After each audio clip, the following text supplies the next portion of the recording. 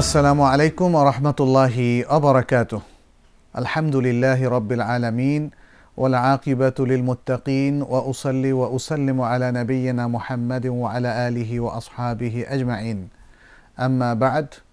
প্রিয় দর্শক, রিসালাতুল হাদিস অনুষ্ঠান থেকে আপনাদের সবাইকে স্বাগত জানাচ্ছি। দর্শক, এবারে আমরা আরেকটি বাব বা পরিচ্ছেদ আলোচনা করব কিতাবুল ঈমানের। সেটি হচ্ছে বাব আইয়ুল ইসলামে আফদল। এটি হচ্ছে এই কিতাবুল ঈমানের পঞ্চম পরিচ্ছেদ ইসলামে কোন জিনিসটি উত্তম। আইয়ুল ইসলামে আফদল, কোন ইসলাম উত্তম, তথা এর অর্থ হচ্ছে ইসলামে কোন জিনিসটি উত্তম।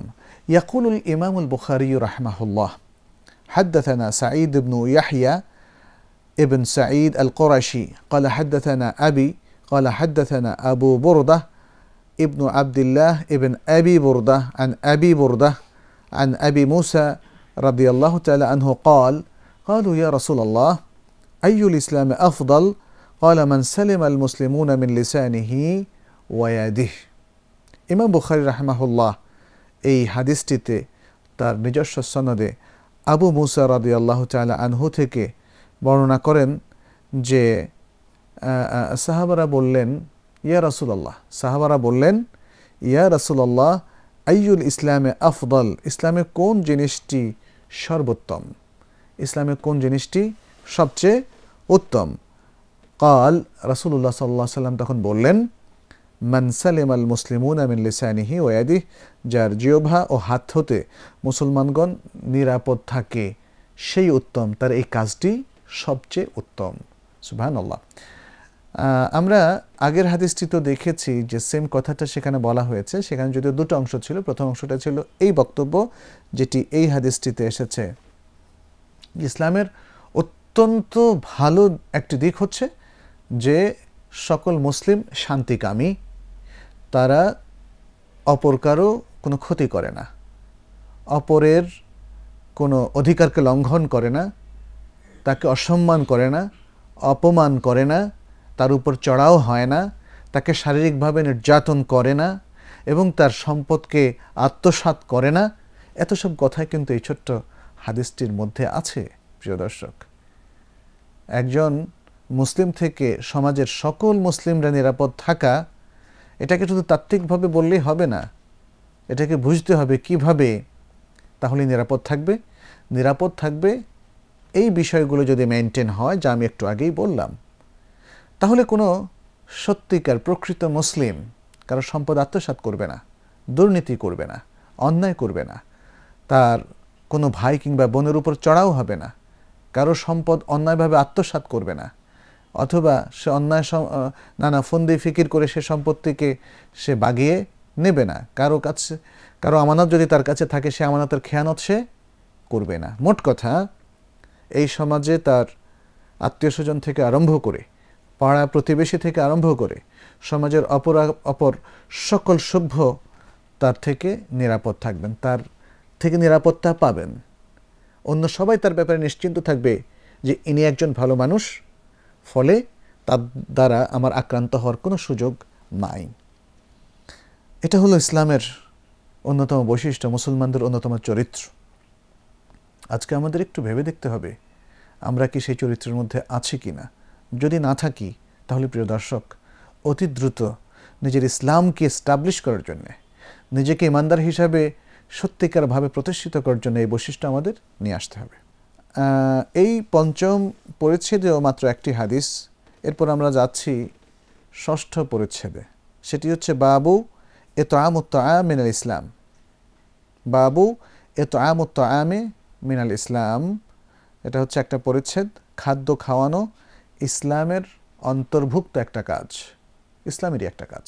খাদ্য খাওয়ানো ইসলামের অন্তর্ভুক্ত একটা কাজ। কিতাবুল ঈমানের ষষ্ঠ পরিচ্ছেদ। يقول الإمام البخاري رحمه الله حدثنا عمرو بن خالد قال حدثنا الليث عن يزيد عن أبي الخير عن عبد الله بن عمرو رضي الله عنهما أن رجلا سأل النبي صلى الله عليه وسلم أي الإسلام خير قال تطعم الطعام ওয়াতাকরাউস সালামা আলা মান আরাফতা ওয়া মান লাম তারিফ। ইমাম বুখারী রাহিমাহুল্লাহ তার সনদে আব্দুল্লাহ ইবনে আমর রাদিয়াল্লাহু তাআলা আনহুমা থেকে বর্ণনা করে বলেছেন যে একজন ব্যক্তি নবী সাল্লাল্লাহু আলাইহি সাল্লামকে জিজ্ঞেস করলেন, সেই ব্যক্তিও সাহাবী, যেহেতু তিনি সরাসরি নবী সাল্লাল্লাহু আলাইহি সাল্লামকে জিজ্ঞেস করেছেন, এখানে সে সাহাবীর নাম আসেনি।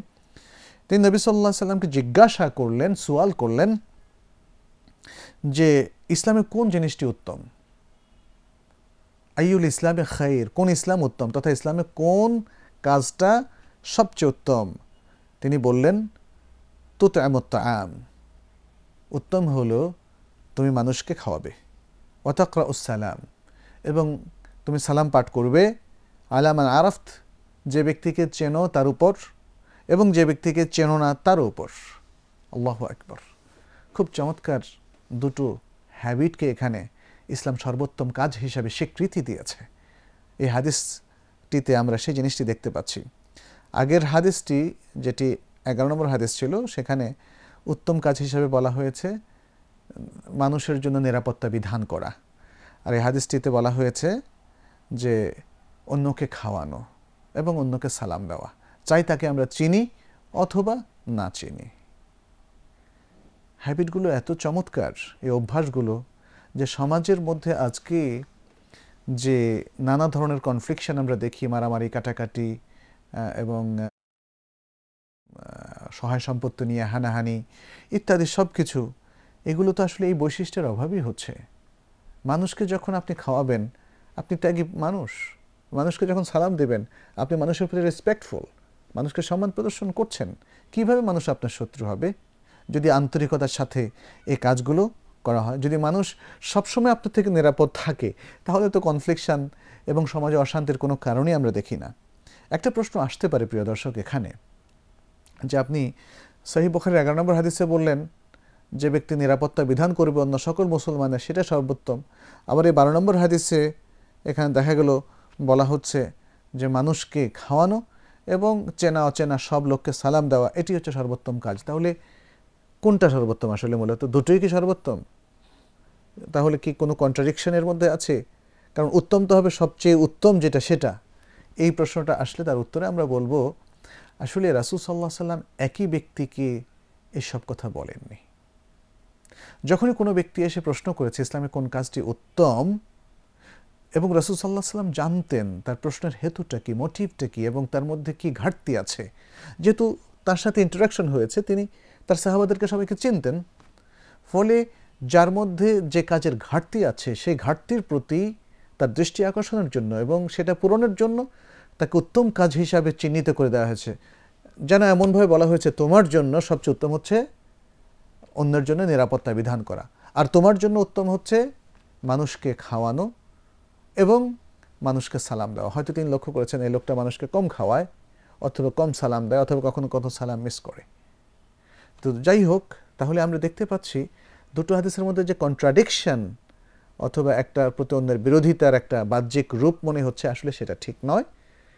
এক এক হাদিস এক এক সিচুয়েশনে বলা হয়েছে, যেই সিচুয়েশনে সর্বোত্তম কাজটি হচ্ছে যেটা, সেটি রাসূল সাল্লাল্লাহু আলাইহি সাল্লাম স্পষ্ট করে উল্লেখ করে দিয়েছেন। তবে আমাদের জন্য এখানে শিক্ষণীয় ব্যাপার হচ্ছে এই, যে এই কাজ সবগুলোই আমাদের জন্য উত্তম, এতে কোনো সন্দেহ নেই।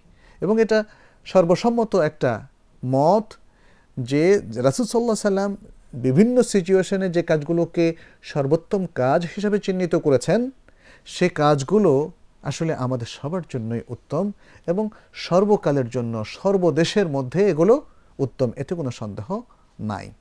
ফলে আসলেই সর্বোত্তম কোনটি, এটি নির্ধারণ করার চাইতে গুরুত্বপূর্ণ হচ্ছে যে আমরা যেন এগুলো যে সর্বোত্তম যেহেতু জেনে গিয়েছি, এই বৈশিষ্ট্যগুলো নিজেদের মধ্যে আনয়ন করতে পারি এবং আনয়নের মাধ্যমে নিজেদের ব্যক্তিগত, পারিবারিক এবং সামাজিক জীবনে শান্তি প্রতিষ্ঠা করতে পারি। একটা স্বার্থহীন সমাজ গড়ে তুলতে পারি। একটা সমাজ যেখানে মানুষ মানুষের জন্য ত্যাগ করে, অবদান রাখে, মানুষ মানুষকে ভালোবাসে, মানুষের প্রতি শ্রদ্ধাশীল হয় এবং মানুষ প্রত্যেকে একে অন্যের জন্য নিরাপত্তা নিশ্চিত করে, এমনই একটি সমাজ, এমনি একটি পারিবারিক ব্যবস্থা, এমনই একটি রাষ্ট্রীয় ব্যবস্থা যেন আমরা গড়ে তুলতে পারি। এই হাদিসগুলো আসলে সেই ধরনের মোটিভেশন প্রিয় দর্শক আমাদেরকে দিচ্ছে। এরপর আমরা আরেকটি পরিচ্ছেদে যাব, সেটি হচ্ছে 7ম পরিচ্ছেদ এবং সেটির শিরোনাম হচ্ছে বাবু মিনাল ঈমান আন ইউহিব্বা লিআখিহি মা ইউহিব্বু লিনাফসিহি। পরিচ্ছেদ ঈমানের অংশ হচ্ছে কোনো ব্যক্তি তার ভাইয়ের জন্য তাই পছন্দ করবে যা সে নিজের জন্য পছন্দ করে। তাহলে শিরোনাম হচ্ছে নিজের জন্য যা পছন্দ করে তা ভাইয়ের জন্য পছন্দ করা, এটা ঈমানের অংশ, এটা ঈমানের দাবি, ঈমানের তাকাবা, ঈমানের ডিমান্ড। এটা হচ্ছে পরিচ্ছেদের শিরোনাম। এই পরিচ্ছেদের মধ্যেও একটা মাত্র হাদিস আছে, সেটি হচ্ছে 13 নম্বর হাদিস। ইয়াকুলুল ইমামুল বুখারী রাহিমাহুল্লাহ হাদ্দাথানা মুসাদ্দাদ قال حدثنا يحيى عن شعبة عن قتادة عن أنس رضي الله عنه عن النبي صلى الله عليه وسلم। এটা একটা সনদ। আরেকটা সনদ হলো عن حسين المعلم قال حدثنا قتادة عن أنس عن النبي صلى الله عليه وسلم قال لا يؤمن أحدكم حتى يحب لأخيه ما يحب لنفسه। এই দুটো সনদেই ইমাম বুখারী রাহিমাহুল্লাহ আনাস ইবনে মালিক রাদিয়াল্লাহু তাআলা আনহুর হাদিসটি বর্ণনা করেছেন। আনাস রাদিয়াল্লাহু তাআলা আনহু নবী সাল্লাল্লাহু আলাইহি ওয়াসাল্লাম থেকে বর্ণনা করেন যে তিনি বলেছেন যে তোমাদের কেউই ঈমানদার হবে না, ঈমানদার হিসাবে স্বীকৃতি লাভ করবে না অথবা কমপ্লিট ঈমানের মধ্যে থাকবে না যতক্ষণ না ইউহিব্বু লিআখিহি, সে ভালোবাসে তার ভাইয়ের জন্য, মা ইউহিব্বু লিনাফসিহি, যা সে ভালোবাসে নিজের জন্য। আল্লাহু আকবার। অর্থাৎ সে নিজের এবং নিজের ভাইয়ের মধ্যে কোনো ধরনের বৈষম্য করবে না। বৈষম্য সৃষ্টি করা এটা ইসলামের মধ্যে নেই। বৈষম্য সৃষ্টি করলে এখানে তার ঈমানের প্রবলেম দেখা দেবে, ঈমান থেকে বেরিয়ে যাওয়ার বিষয়টি তার সামনে এসে পড়বে। এই হাদিসটি কিন্তু সে বিষয়টি আমাদের সামনে তুলে ধরছে। প্রিয় দর্শক, ইসলামে কোনো বৈষম্য নেই। ইসলামে আমার ভাই আমার মতোই প্রিভিলেজ ভোগ করবে। ইসলামে আমার ভাই আমার কাছ থেকে সেই সুবিধাগুলো পাবে যেই সুবিধাগুলো আমি নিজের জন্য নিজে নিশ্চিত করছি। এবং এখানে বলা হচ্ছে ভাইয়ের প্রতি মহাব্বত পোষণ করা, ভাইয়ের প্রতি ভালোবাসা আকর্ষণ পোষণ করা, এটা আমাদের ঈমানের অংশ। এবং এই পোষণ করার ব্যাখ্যাটা এখানে অত্যন্ত চমৎকারভাবে দেওয়া হয়েছে। হাত্তা ইউহিব্বা লিআখিহি মা ইউহিব্বু লিনাফসিহি, হাত্তা ইউহিব্বা লিআখিহি, মানে এখানে শুধু বলা হয় না হাত্তা ইউহিব্বা আখাহু, যতক্ষণ না সে ভাইকে ভালোবাসে ততক্ষণ সে ঈমানদার হবে না, এটা শুধু বলা হয়নি। এটা আসলে একটা কমন কথা যে একজন মুসলিম অবশ্যই তার ভাই বোনদেরকে ভালোবাসবে, ব্যাস হয়ে গেল। এখানে বলছে যে না, শুধু এতটুকুর মধ্যে ভালোবাসা, এই কমন ভালোবাসার মধ্যে সীমাবদ্ধ থাকলে চলবে না। বরং যেমন অধিকার আদায়ের যখন প্রশ্ন হয়, যখন আমি এবং আমার আরেকজন মুসলিম ভাই, তিনি আমার রক্ত সম্পর্কে ভাই নন, মুসলিম ভাই, দুইজনের যেমন যদি চাকুরি ক্ষেত্রে আমরা বলি প্রমোশন, দুজনের প্রমোশন একসাথে হওয়া ক্ষেত্র যখন উপস্থিত হবে, তখন কিন্তু আমরা প্রত্যেককে চাইব যে আমার সাথে সাথে ওনারও প্রমোশন হোক। এটা যেন না হয় যে আমি আমার প্রমোশনটা চাই, ওনারটা স্টপ করে রাখি। আজকে আমাদের সমাজে এই ধরনের বৈষম্য দেখা যায়। ঠিক তেমনি দুজন ব্যবসায়ী প্রতিযোগিতামূলক হয়তো ব্যবসা করছেন, কিন্তু ব্যবসায়ীদের মধ্যে এই প্রতিযোগিতা যেন এমন না হয় যে ওনার দুর্দশা ঘটিয়ে আমি আমার প্রফিটটা নিশ্চিত করব। এটা অন্যায়, এটা ঈমানের বাইরে চলে যাওয়ার জন্য পথকে সুগম করা হলো। বরং ভালোবাসাটা এমন হবে যে আমি আমার অধিকারটা আদায় করব এমনভাবে যাতে আমার অন্য মুসলিম ভাইয়ের অধিকার নষ্ট না হয়, বরং তার অধিকার আমার অধিকার সমভাবে যাতে অর্জিত হয়।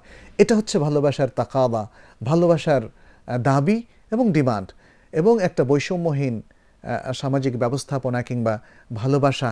এটাই যে আমরা সকল ক্ষেত্রে, এই যে ব্যবসার কথা বললাম, এই যে স্বার্থের কথা বললাম, এই সকল ক্ষেত্রে আমাদের ভালোবাসা হচ্ছে এরকম যে আমরা যেন বৈষম্য তৈরি না করি, আমরা যেন মানুষকে বঞ্চিত না করি, মানুষের স্বার্থের হানি ঘটিয়ে নিজের স্বার্থ যেন উদ্ধার না করি।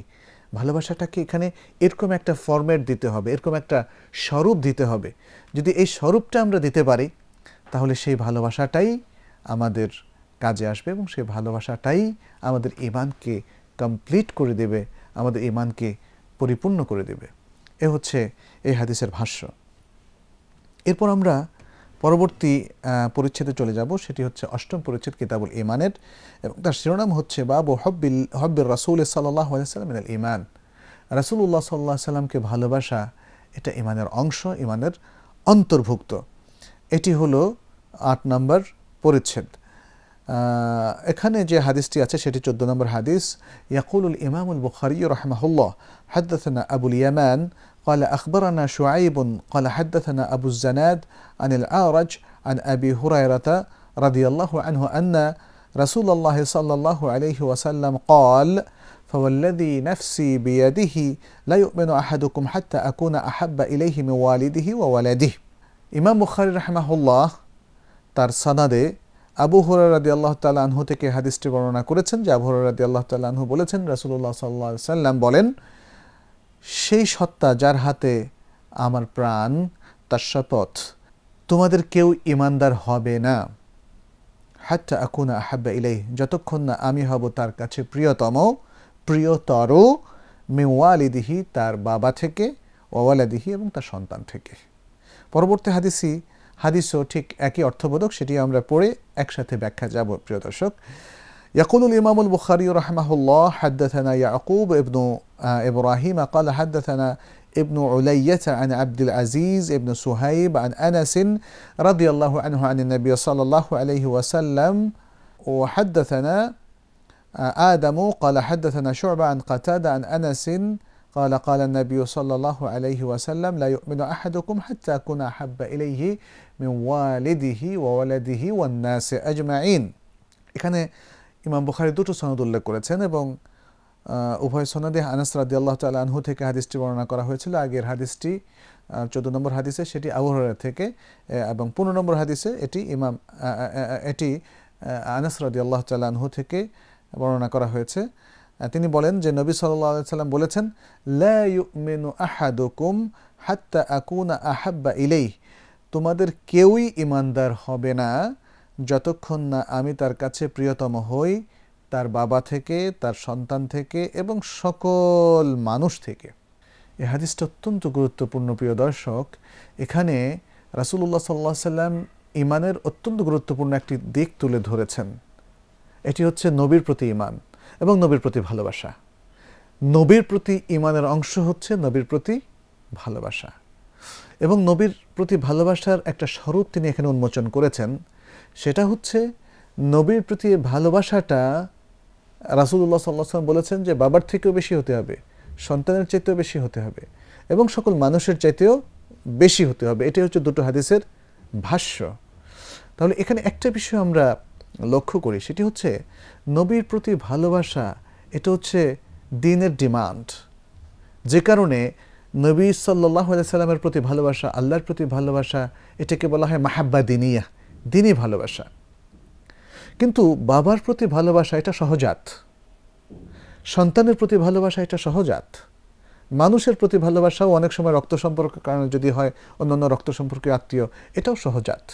আর যদি রক্ত সম্পর্কীয় না হয় তাহলে এটা বংশীয় কারণে যেমন হয়, তেমনি যেমন বিয়ে শাদীর কারণেও একটা সম্পর্ক তৈরি হয়, দুধ সম্পর্কে, দুধ পান করার কারণে সম্পর্ক তৈরি হয়, অথবা সামাজিক কারণেও একটা সম্পর্ক তৈরি হয়। তাহলে এই সামাজিক সম্পর্ক ইন্টারাকশনের কারণে, অথবা দুধ সম্পর্ক, দুধ মা দুধ বাবা হওয়ার কারণে, অথবা বিবাহ শাদীর কারণে যে সম্পর্ক হয়, কিংবা বংশীয় কারণে, এগুলো কিন্তু সহজাত, এগুলো সবটাই সহজাত। তাহলে এখানে একটা জিনিস হয়তো আমাদের সামনে দাঁড়িয়ে যায় যে তাহলে কি সহজাত ভালোবাসা, যেটা অটোমেটিক মানুষের মধ্যে পয়দা হয়, তৈরি হয়, সেটার চাইতেও মাহাব্বা দিনিয়াকে বেশি প্রাধান্য দিতে হবে? এবং সেটা কিভাবে তাহলে সম্ভব?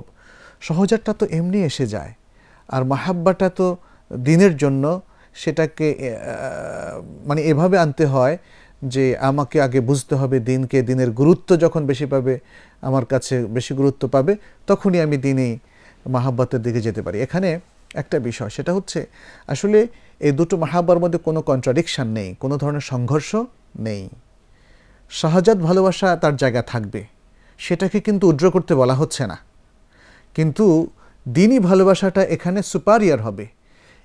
এরকম যে যেখানে উভয়ের মধ্যে কোনো কন্ট্রাডিকশন দেখা দেবে, যেমন সন্তান যদি মুসলিম হয়, বাবা যদি অমুসলিম হয়, তখন বাবাকে ভালোবাসতে গিয়ে কি সে শিরকের কাজে লিপ্ত হবে, সে বেদাতের কাজে লিপ্ত হবে? উত্তর হচ্ছে না। এখানে সহজাত ভালোবাসার আকর্ষণ এর ডিমান্ড পূর্ণ করা যাবে না, বরং দিনেই ভালোবাসার আকর্ষণকে পূরণ করতে হবে। সেটা হচ্ছে রাসূলুল্লাহ সাল্লাল্লাহু আলাইহি ওয়াসাল্লামের প্রতি সম্মান, ভালোবাসা, তাকে সাহায্য করা, তার পক্ষে থাকা, তার সুন্নাহর উপর থাকা, এটা হবে তখন সুপারিয়র। তখন সহজাত ভালোবাসা যদি তাকে অন্যদিকে টানে, সেই ভালোবাসা থেকে মুক্ত হয়ে তাকে দিনই ভালোবাসার মধ্যে আসতে হবে, এবং এটাকেই বলা হয়েছে ঈমান। অতএব প্রিয় দর্শক, এই গুরুত্বপূর্ণ হাদিস থেকে আমরা বুঝলাম যে নবীর প্রতি শুধু ঈমান, তার থেকে ঈমান যথেষ্ট নয়। নবীর প্রতি আমাদের আকর্ষণ, ভালোবাসা, শ্রদ্ধা, এগুলো সব থাকতে হবে, এবং এটি আমাদের দিনের অংশ, এটি আমাদের ঈমানের অংশ। আসুন আমরা আজকের এই দীর্ঘ আলোচনায় যতগুলো হাদিস পড়লাম, সেগুলো থেকে শিক্ষা গ্রহণ করি, নিজেদের জীবনকে সুন্দর করি, সুন্দর সমাজ গড়ি, সুন্দর পরিবার গড়ি, সুন্দর ব্যক্তি জীবন গড়ি। আল্লাহ আমাদের সবাইকে সে তৌফিক দান করুন, এই কামনা রেখে এবং সবার সর্বাঙ্গীন মঙ্গল আল্লাহর কাছে প্রার্থনা করে আজকের মতো এখানে শেষ করছি। হাযা ওয়া সাল্লাল্লাহু ওয়াসাল্লাম আলা নবিয়িনা মুহাম্মদ ওয়া আলা আলিহি ওয়া আসহাবিহি আজমাইন। ওয়াসসালামু আলাইকুম ওয়া রাহমাতুল্লাহি ওয়া বারাকাতুহু।